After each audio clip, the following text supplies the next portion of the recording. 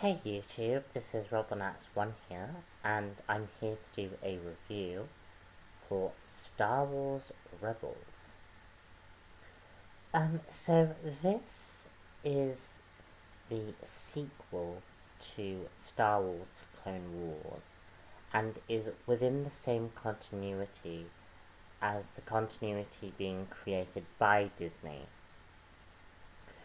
Because when Disney took over the Star Wars franchise, they basically got rid of the expanded universe in order to create more of a cohesive universe. So basically, as it now stands, all six of the movies, the Clone Wars, and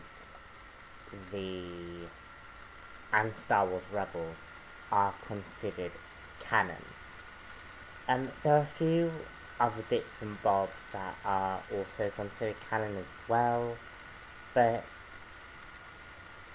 in terms of on-screen appearances, this is considered canon. So if you want to get into Star Wars, this is the way to get in. So basically we establish a group of rebels, led by Kanan and his crew, who basically meet a boy called Ezra. And Ezra's basically this runaway, rebel who is kind of like a bit of a thief, or I think he's a thief, but he's also blessed with force powers, and this is what attracts the team to him. And basically, the team take Ezra under their wing, and they go traveling across the stars. And they travel across the stars, trying to basically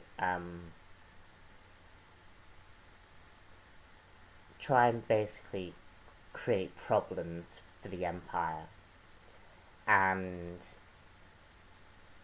these problems seem to mainly be vandalism, and seems to mainly be devised to throw the Empire off balance. And the exploits do attract the attention of a Sith Inquisitor. And the Sith Inquisitor is basically a person who basically hunts down Jedi, as it's revealed that Kanan and Ezra are Jedi.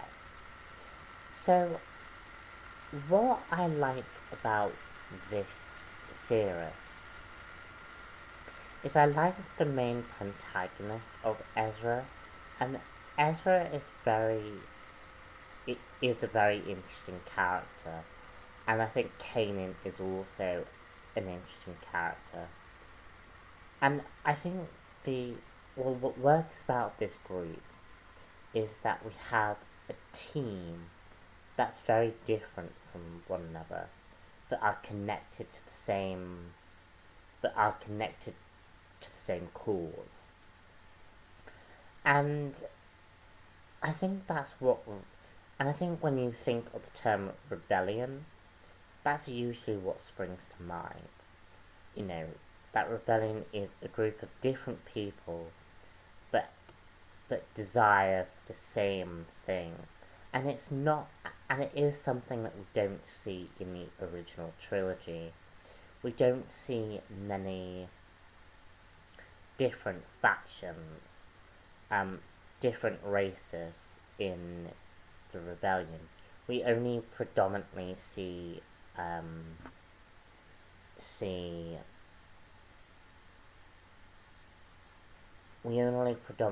human characters in the original series.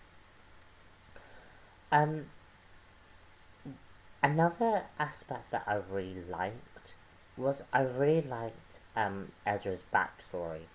I liked the fact that he comes from a family who are activists, who actively tried to speak out against the Empire.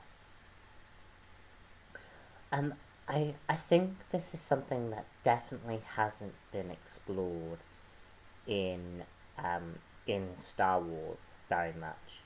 And you can argue that Bail Organa is technically an activist, but we don't see him take on that role in the Star Wars continuity. And I just really like that Ezra comes from that background. And I also think it's great because it adds the political factor of Star Wars. Because, of course, if someone was taking your democracy, if someone was taking your freedom, you would, of course, try to actively fight against that. And it sort of brings in this element of people speaking out against a fascist regime. And I think that's something definitely very interesting to add in a kids show. I think that, though I do think in terms of a theme, I think that theme kind of washes over children's minds. Not all kids, but I think certainly for a children's show, I think some of the themes can be quite hard hitting, and maybe kids might not understand that as they watch it. But it is an interesting thematic. My one problem with this show, though, and I think it's something that Star Wars has in general, is the show tends to focus a bit too much on the Jedi. Ezra and Kanan are probably one of the more developed characters in this show, and we don't get too much development for characters like Sabine, like the monkey dude who I can't remember the name of. And we get some development from the Twi'lek, but not nearly enough. I think because the show chose to go in the direction of let's focus on Kanan and Ezra, I do think it created a bit of a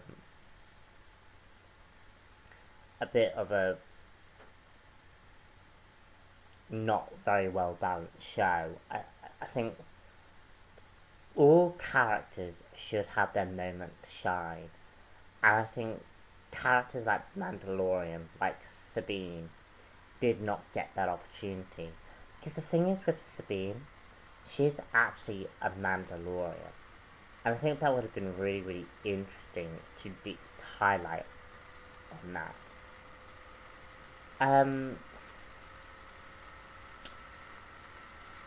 So that's my overall impressions of the show. I did want to just mention the last few scenes of the last episode. I don't want to spoil too much, but I will spoil some bits. So if you don't want to be spoiled, thank you very much for listening. If you do want to be spoiled, then by all means, continue watching.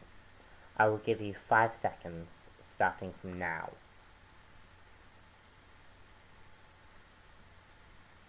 Okay, so the final episode of the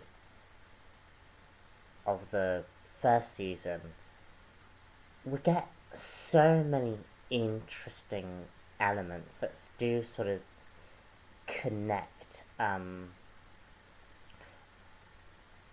the Clone Wars to this series, to possibly the next season and into the original series. Basically, we have Ahsoka Tano come into the series.